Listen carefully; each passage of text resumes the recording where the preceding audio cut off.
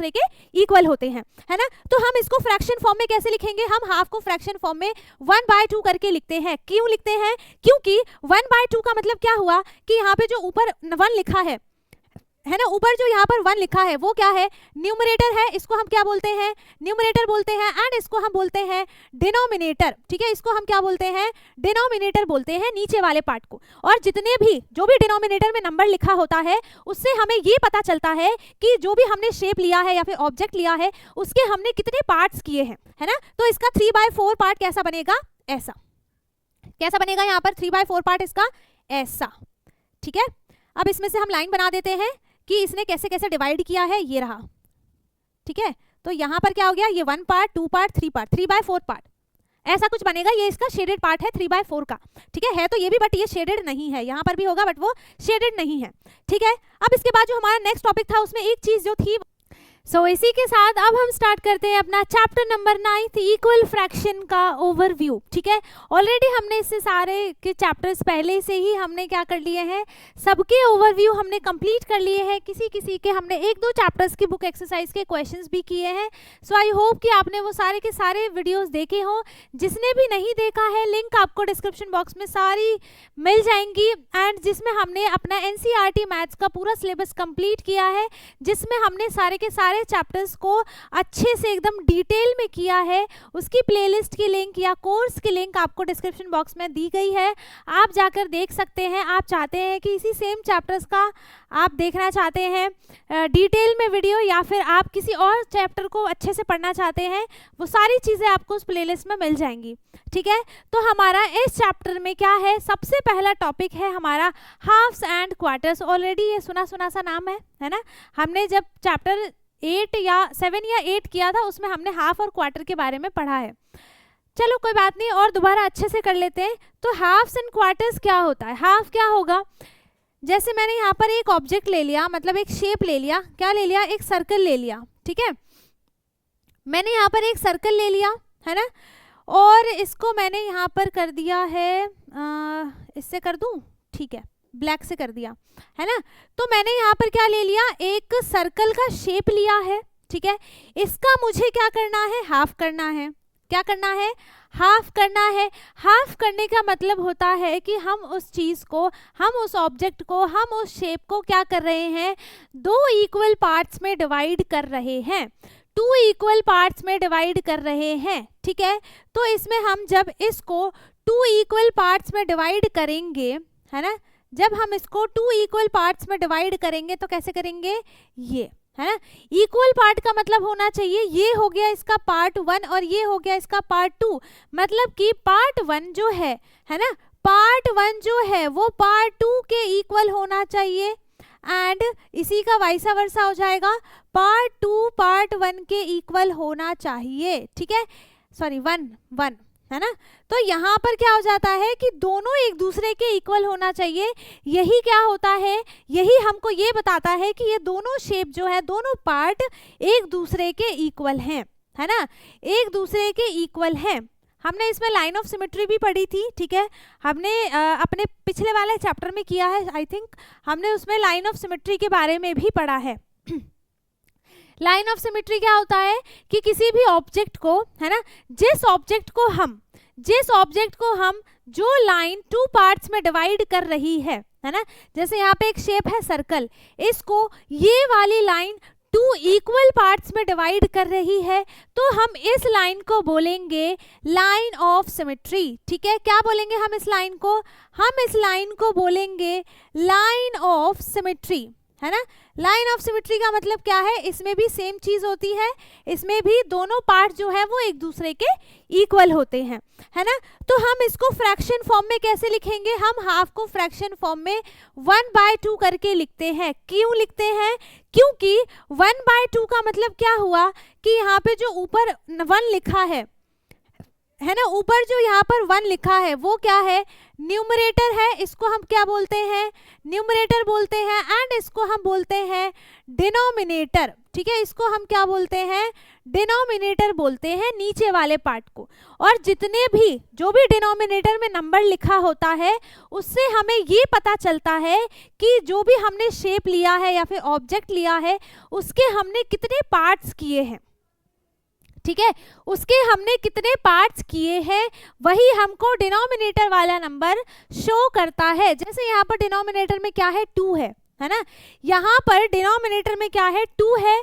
इसका मतलब कि ये जो शेप है, ये जो सर्कल है वो 2 पार्ट में डिवाइड हुआ है, पार्ट 1 पार्ट 2 2 पार्ट में डिवाइड हुआ है, वही 2 यहाँ पर लिखा है। अगर ये 3 पार्ट्स में डिवाइड होता तो यहाँ पर 3 लिखा हुआ होता, ठीक है, अगर ये यहाँ पर 3 लिखा होता तो अगर ये यहाँ पर 3 पार्ट्स में इक्वल डिवाइड हुआ होता तो ये यहाँ पर हम 3 लिखते ना कि 2, ठीक है। अब इसमें क्या होता है कि फ्रैक्शन में ना सारे पार्ट जो है वो इक्वल होने चाहिए, हम जितने भी पार्ट्स बना रहे हैं वो सारे के सारे इक्वल होने चाहिए। अगर कोई एक पार्ट भी अनइक्वल है तो उसका फ्रैक्शन नहीं बनेगा, ठीक है, तो उसका फ्रैक्शन नहीं बनेगा। और यहाँ पर हमको ये 2 क्या डिनोट कर रहा है कि सर्कल के 2 पार्ट्स हैं, ठीक है, इस सर्कल के 2 पार्ट्स है जिसमें से हमने एक पार्ट की बात की है, ठीक है, जिसमें से हमने एक पार्ट की बात की है बस, है ना। 2/2 लिखा होता है, इसका मतलब हमने 2 पार्ट्स में से दोनों ही पार्ट की बात की है, ठीक है।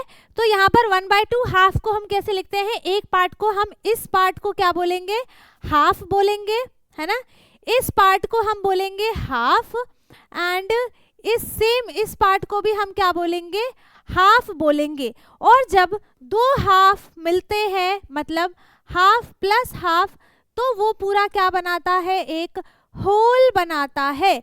फ्रैक्शन फॉर्म में बात करें तो 1/2 प्लस 1/2 मेक्स 1, ठीक है, 2 पार्ट को हम एक साथ मिलाते हैं तो वो पूरा का पूरा एक होल बनता है, ठीक है। वही सेम है यहाँ पर, ये हो गया हाफ का मतलब समझ में आ गया कि किसी भी ऑब्जेक्ट को 2 इक्वल पार्ट्स में डिवाइड करना है। नाउ सेकंड इज क्वार्टर क्या होता है, क्वार्टर क्या होता है, क्वार्टर का मतलब हुआ अगर मैं इसी सेम ऑब्जेक्ट को यहाँ पर ले लूँ, मैंने यहाँ पर एक ले लिया सर्कल, ठीक है, इसको यहाँ पर हम क्या करेंगे 4 इक्वल पार्ट्स में डिवाइड करेंगे, ठीक है, कितने पार्ट्स में डिवाइड करेंगे, 4 इक्वल पार्ट्स में हम इसको डिवाइड करेंगे, ठीक है। हम यहाँ पर इसको 4 इक्वल पार्ट्स में डिवाइड करेंगे तो उसके हर पार्ट को हम क्या बोलेंगे, ये हो गया पार्ट 1, ये हो गया पार्ट 2, ये हो गया पार्ट 3 एंड ये हो गया पार्ट 4। तो इसके ईच पार्ट को हम क्या बोलेंगे, हम इसके हर पार्ट को बोलेंगे ईच पार्ट इज क्वार्टर, ठीक है, हर पार्ट को हम क्या बोलते हैं, क्वार्टर बोलते हैं। क्या बोलते हैं हम इसके हर पार्ट को, इन चारों के चारों पार्ट को हम क्या बोलते हैं, क्वार्टर बोलते हैं। और इसका एक पार्ट हम क्या बोलेंगे, उसको 1/4 पार्ट ऑफ होल, है ना, वो क्या होगा, इसका एक पार्ट अगर हम लेते हैं, इसका हम अगर एक पार्ट लेते हैं तो इसका मतलब क्या है कि ये 1/4 पार्ट है पूरे होल का, है ना, जिसमें से हमने ये क्या डिनोट कर रहा है कि नीचे डिनोमिनेटर में क्या है 4 है, इसका मतलब इस सर्कल के हमने 4 इक्वल पार्ट्स किए हैं, है ना, 4 इक्वल पार्ट्स किए हैं जिसमें से हमने एक पार्ट की बात की है। क्योंकि ऊपर 1 लिखा है न्यूमरेटर में इसीलिए हमें पता चल रहा है कि इसमें से हमने एक पार्ट की बात की है। नाउ 3/4 क्या हो जाएगा, 3 क्वार्टर, है ना, क्या हो जाएगा 3 क्वार्टर। 3 क्वार्टर क्या होता है 3/4, ठीक है, इसको फ्रैक्शन फॉर्म में हम कैसे लिखते हैं 3/4। इसका मतलब क्या है कि हमने एक शेप लिया है, एक ऑब्जेक्ट लिया है जिसके हमने यहाँ पर 3 पार्ट्स किए हैं, नहीं 3 नहीं 4 पार्ट्स किए हैं, है ना, जिसके हमने यहाँ पर कितने पार्ट्स किए हैं 4 पार्ट्स किए हैं, ठीक है, क्वार्टर में 4 पार्ट्स ही होता है ना, और उसका हर पार्ट हम क्या बोलते हैं, उसको क्वार्टर बोलते हैं। ये भी क्वार्टर है, ठीक है, ये भी क्वार्टर है ना, ये भी क्वार्टर है एंड ये वाला पार्ट भी क्या है क्वार्टर है, मतलब हर पार्ट क्या है 1/4 पार्ट है, ठीक है। यहाँ पर 3/4 का क्या मतलब है कि डिनोमिनेटर में 4 है, मतलब हमने इस सर्कल का क्या किया है, 4 पार्ट किए हैं, 4 इक्वल पार्ट किए हैं, जिसमें से हमने यहाँ पर 3 पार्ट्स की बात की है ना। कितने पार्ट्स की बात की है, 3 पार्ट्स की बात की है, इसीलिए यहाँ पर 3/4 लिखा हुआ है ना। तो इसका 3/4 पार्ट कैसा बनेगा, ऐसा कैसा बनेगा, यहाँ पर 3/4 पार्ट इसका ऐसा, ठीक है। अब इसमें से हम लाइन बना देते हैं कि इसने कैसे कैसे डिवाइड किया है, ये रहा, ठीक है। तो यहाँ पर क्या हो गया, ये 1 पार्ट, 2 पार्ट, 3 पार्ट, 3/4 पार्ट ऐसा कुछ बनेगा। ये इसका शेडेड पार्ट है 3/4 का, ठीक है तो ये भी, बट ये शेडेड नहीं है, यहाँ पर भी होगा बट वो शेडेड नहीं है, ठीक है। अब इसके बाद जो हमारा नेक्स्ट टॉपिक था, उसमें एक चीज जो थी आपको समझनी चाहिए, आपको याद भी होनी चाहिए, चैप्टर में हमने किया था। इसमें क्या है, नंबर ऑफ ग्रुप्स कितने हैं, नंबर ऑफ ग्रुप्स कितने हैं, ठीक है। टोटल नंबर ऑफ ग्रुप्स को हम क्या बोलते हैं, मल्टीपल बोलते हैं, मल्टीप्लायर बोलते हैं, सॉरी मल्टीप्लायर बोलते हैं। जैसे यहाँ पर एक नंबर लिया है 12 × 3 = 36, ठीक है। इसमें क्या है, टोटल कितने इसके ग्रुप्स किए गए हैं, 12 ग्रुप्स किए गए हैं, है ना। तो इसको हम क्या बोलेंगे, इसको हम बोलेंगे मल्टीप्लायर। क्या बोलेंगे हम इसको, मल्टीप्लायर बोलेंगे। एंड मल्टीप्लायर का क्या मतलब होता है कि उसमें हम नंबर ऑफ ग्रुप्स देख रहे हैं, ठीक है, कि कितने नंबर ऑफ ग्रुप्स यहाँ पर हैं। सेकंड क्या है, 3 है, 3 का मतलब क्या है, वो ग्रुप की साइज बता रहा है कि कितने नंबर ऑफ ग्रुप्स यहाँ पर हैं। जैसे यहाँ पर 12 के 3 ग्रुप्स हैं, तो इसने क्या बताया कि यहाँ पर इसके 3 ग्रुप्स हैं, ठीक है।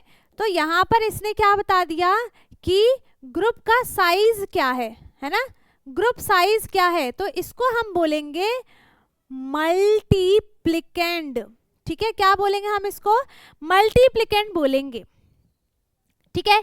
क्या बोलेंगे हम इसको, मल्टीप्लिकेंट बोलेंगे। एंड दोनों का प्रोडक्ट निकालने के, सॉरी दोनों को मल्टीप्लाई करने के बाद जो आंसर आएगा उसको हम बोलते हैं प्रोडक्ट, ठीक है। जो भी आंसर आता है उसको हम बोलते हैं प्रोडक्ट। आ गया समझ में। यहाँ पर मल्टीप्लाई किसको बोलेंगे हम, 12 को बोलेंगे, क्योंकि वो क्या बता रहा है कि एक ग्रुप में कितने नंबर ऑफ थिंग्स हैं, ठीक है। यहाँ पर 3 क्या बता रहा है कि कितने सेम, यहाँ पे 12 के कितने ग्रुप्स हैं, 3 ग्रुप्स हैं। और जो इसको मल्टीप्लाई करने के बाद आंसर आया है उसको हम क्या बोलते हैं, प्रोडक्ट बोलते हैं। आ गया समझ में, है ना। इसको हम बोलेंगे मल्टीप्लायर, इसको बोलेंगे मल्टीप्लिकेंट, एंड इसको बोलते हैं हम प्रोडक्ट, ठीक है। अब इसके बाद है वेट एंड वॉल्यूम। वेट क्या होता है, वेट को हम किस चीज में मेजर करते हैं, हमने पढ़ लिया है ना। वेट को हम किस में मेजर करते हैं, किलोग्राम में एंड ग्राम में, ठीक है। वेट को हम किस में मेजर करते हैं, किलोग्राम में एंड ग्राम में वेट करते हैं। एंड वॉल्यूम को मतलब लीटर में, मतलब लिक्विड वाली चीजों में, है ना, लिक्विड में हम इसको लीटर में मेजर करते हैं एंड मिलीलीटर में मेजर करते हैं। और लीटर और मिलीलीटर क्या होता है, जिसको हम लिक्विड में मेजर करेंगे, ठीक है। लीटर और मिलीलीटर में बड़ी यूनिट कौन सी होती है, लीटर की होती है, एंड छोटी यूनिट किसकी होती है, मिलीलीटर की होती है, ठीक है। जब हमें कुछ भी लिक्विड वाली कम चीज़ों का मेजरमेंट लेना हो तो हम उसकी यूनिट में मिलीलीटर लगाते हैं। एंड अगर हमें ज़्यादा चीज़ों को मेजर करना हो लिक्विड में, है ना, तो हम उसके लिए लीटर का यूज़ करते हैं। किसका यूज़ करते हैं हम, उसमें लीटर का यूज़ करते हैं। एंड यहाँ पर वेट में क्या होता है कि वेट क्या होता है, ऑब्जेक्ट होता है। Weight can not be flow, है ना। वेट जो होगा वो फ्लो नहीं कर सकता, ठीक है। वो क्या होता है, एक हैवी ऑब्जेक्ट होता है ना। तो यहाँ पर हम किसी भी ऑब्जेक्ट को, किसी भी शेप को, किसी भी थिंग को मेजर करने के लिए हम केजी का यूज करते हैं एंड ग्राम का यूज करते हैं। इसमें भी क्या होता है कि केजी की यूनिट जो होती है वो ग्रेटर होती है, ठीक है। केजी की यूनिट जो होगी वो ग्रेटर होगी एंड ग्राम की यूनिट जो होती है वो स्मॉलर होती है। किसी भी हमें कम चीज को मेजर करना हो, उसका वेट मेजर करना हो, तो हम ग्राम में वेट करते हैं, ठीक है। और ज्यादा चीजों का हमें वेट मेजर करना हो तो हम उसको किलोग्राम में वेट करते हैं, ठीक है। अब यहाँ पर क्या है, इनके बीच में रिलेशन क्या है ना, इनके बीच में रिलेशन क्या है, यहाँ पर क्या होता है 1 किलोग्राम 1 kg, ठीक है, kg को हम बोलते हैं kilogram. 1 kilogram is equals to 1000 gram होता है। कितना होता है? 1000 ग्राम होता है। अब इसके बीच में रिलेशन क्या है कि सेम इसमें होता है 1 litre is equals to 1000 millilitre होता है, ठीक है, कितना होता है? 1000 मिलीलीटर होता है। अब इसमें क्या है कि हम क्या करते हैं, केजी को हम लिखते हैं, केजी का फुल फॉर्म होता है किलोग्राम, ठीक है, एंड जी का फुल फॉर्म होता है ग्राम, है ना। हम ग्राम को शॉर्ट फॉर्म में जी लिखते हैं एंड किलोग्राम को शॉर्ट फॉर्म में केजी लिखते हैं। सेम ऐसा ही लीटर में हम एल को शॉर्ट फॉर्म में किसको लिखते हैं? लीटर को, ठीक है। लीटर का शॉर्ट फॉर्म क्या होता है? एल, एंड ml का फुल फॉर्म क्या हो जाएगा? मिलीलीटर, ठीक है, क्या होता है? मिलीलीटर को शॉर्ट फॉर्म में हम ml लिखते हैं। आगे समझ में वेट एंड वॉल्यूम के बारे में। वॉल्यूम क्या बताता है? कैपेसिटी के बारे में, जिसमें हम लिक्विड वाली चीज़ों को लीटर और मिलीलीटर में मेज़र करते हैं। एंड किसी भी सॉलिड ऑब्जेक्ट को हमें मेज़र करना हो, वेट मेज़र करना हो उसका, तो हम उसको किलोग्राम और ग्राम में मेज़र करते हैं। इनके बीच का रिलेशन बता दिया, है ना। और किलोग्राम की फुल फॉर्म मतलब शॉर्ट फॉर्म, ग्राम की शॉर्ट फॉर्म, लीटर की शॉर्ट फॉर्म, मिलीलीटर की शॉर्ट फॉर्म, ये सब मैंने इसमें बता दिया, ठीक है। अब इसके बाद नेक्स्ट टॉपिक है प्राइस लिस्ट। हमने इसमें सीखा था चैप्टर में प्राइस लिस्ट क्या होता है। Calculate the cost of items based on fractional weight, है ना। यहाँ पर क्या है, जैसे एग्जांपल में 1 kg ऑफ कॉस्ट है किसी भी ऑब्जेक्ट, किसी भी चीज का, शुगर का ही मान लो कि 1 kg का उसका वेट कॉस्ट है, कितना है? 20 रुपीज, ठीक है। 1 kg का कॉस्ट क्या है? 20 रुपीज है, तो उसका हाफ kg कितना हो जाएगा? 500 ग्राम, है ना। उसका हाफ kg कितना हो जाएगा? 500 gram is equals to half kg। इसका जो प्राइस होगा वो कितना होगा? यहाँ पर इसका भी हाफ कर देंगे हम यहाँ पर, तो वो कितना हो जाएगा यहाँ पर? 10, ठीक है। तो हमने यहाँ पर 1 kg को लिखा है 1000 ग्राम, ठीक है, एंड यहाँ पर हम हाफ kg को लिखेंगे 500 ग्राम, ग्राम में, है ना। हाफ kg को हम क्या लिखते हैं? 500 ग्राम, एंड 1/4 kg को हम लिखेंगे यहाँ पर 250 ग्राम, ठीक है। ये चीज आपको यहाँ पर याद रखनी है। क्या करनी है? ये आपको याद रखनी है, ठीक है, ये काम आएगा आपको, है ना। अब इसके बाद था नेक्स्ट टॉपिक हमारा था इक्विवेलेंट फ्रैक्शन, ठीक है। इक्विवेलेंट फ्रैक्शन क्या होता है कि हमें कोई भी एक फ्रैक्शन दिया हुआ है, जैसे 1/2 है ना। तो understanding that 2/4 is the same as 1/2। Why? यहाँ पर मैंने जैसे एक एग्जाम्पल में लिया, एक शेप ले लेते हैं, ठीक है, 2 शेप लेते हैं यहाँ पर, एक ये हो गया, दूसरा एक ये हो गया, है ना। इसमें क्या हो जाएगा कि इसमें मैंने इसके पहले तो हम 2/4 का फ्रैक्शन बनाते हैं, है ना, 2/4 का, और यहाँ पर 1/2 का फ्रैक्शन। तो यहाँ पर 2/4 का फ्रैक्शन क्या बनेगा कि हमें डिनोमिनेटर में कौन सा नंबर दिया है? 4 दिया है। इसका मतलब हमें इसके 4 पार्ट्स करने हैं, है ना। तो हमने इसके 4 इक्वल पार्ट्स कर दिए। इसमें डिनोमिनेटर में 2 दिया है, इट मीन्स हमें इसके 2 पार्ट्स करने हैं, कर दिए। इसमें हम 2 पार्ट्स की बात कर रहे हैं, इसमें हम 2 पार्ट्स की बात कर रहे हैं, तो ये हमने एक पार्ट ये ले लिया, एक पार्ट ये ले लिया, ठीक है। ये दोनों पार्ट्स हमने यहाँ पर ले लिए, ठीक है। अब यहाँ पर क्या है कि इसमें हमें सिर्फ एक पार्ट के लिए बोला है ना, तो इसमें हम क्या करेंगे? एक पार्ट को शेड कर देते हैं, ठीक है। तो यहाँ पर देखो दोनों सेम है ना, दोनों सेम है ना, दोनों का शेडेड पोर्शन देखो सेम है। इसी को हम क्या बोलते हैं? इक्विवेलेंट फ्रैक्शन बोलते हैं, ठीक है। अब हम इसको निकालते कैसे हैं? जैसे 1/2 है, ठीक है, इसमें हमने 2 का मल्टीप्लाई किया, तो हम अगर हम यहाँ पर 1/2 में हम 2 से मल्टीप्लाई कर रहे हैं, तो 2 से मल्टीप्लाई न्यूमरेटर में भी होगा एंड डिनोमिनेटर में भी होगा, ठीक है। दोनों नंबर में 2 की मल्टीप्लाई होगी, तो यहाँ पर हो गया 2 1 जा 2 एंड यहाँ पे हो गया 2 2 जा 4। सो यहाँ पर 1/2 का इक्विवेलेंट फ्रैक्शन क्या बना है? 2/4। सेम ऐसा ही अगर मैं यहाँ पर 1/2 का मल्टीप्लाई करूँ यहाँ पर 3 से, ठीक है, तो यहाँ पे क्या हो जाएगा? 3 1 जा 3 एंड 3 2 जा 6। सो 3/6 is also a equivalent fraction of 1/2, है ना। यहाँ पर क्या हो जाएगा कि 3/6 जो है वो 1/2 का एक और फ्रैक्शन हो जाएगा। तो हम ऐसे ऐसे बहुत सारे फ्रैक्शंस यहाँ पर निकाल सकते हैं जो कि हमने चैप्टर में देखा है ना। तो यहाँ पर क्या बात आती है कि सिर्फ 1/2 ही क्यों, सिर्फ 1/2 ही क्यों, हम यहाँ पर 1/3 भी ले सकते हैं, 1/4 भी ले सकते हैं, 1/5 भी ले सकते हैं, 1/6 भी ले सकते हैं, 7 भी ले सकते हैं, ठीक है। जो डिवाइड ना हो किसी से भी वो सारे हम ले सकते हैं। यहाँ पर 3/5 हो गया है ना, ये दोनों किसी सेम मल्टीपल टेबल से डिवाइड नहीं होगा, उसका हम फ्रैक्शन इक्विवेलेंट फ्रैक्शन हम निकाल सकते हैं, ठीक है। आगे समझ में, इक्विवेलेंट फ्रैक्शन के बाद है कुछ भी नहीं, है ना।